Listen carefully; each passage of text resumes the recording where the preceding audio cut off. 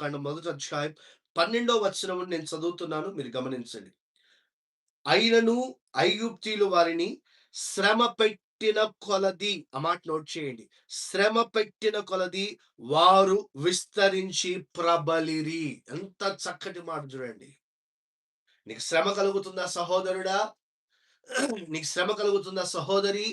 నీవు కలవరపడొద్దు. లోకము లేకపోతే సాతాను నీకు ఎంత శ్రమలు కలుగజేస్తుంటే, అక్కడ వ్రాయబడిన చక్కటి మాట చూడండి.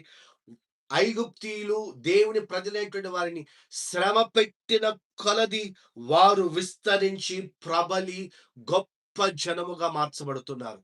దేవుడు మన జీవితాల్లో కూడా శ్రమ కలిగిన కొలది, అందరూ చెప్పుకోండి. శ్రమ కలిగిన కొలది దేవుడు నన్ను విస్తరింపజేయబోతున్నాడు.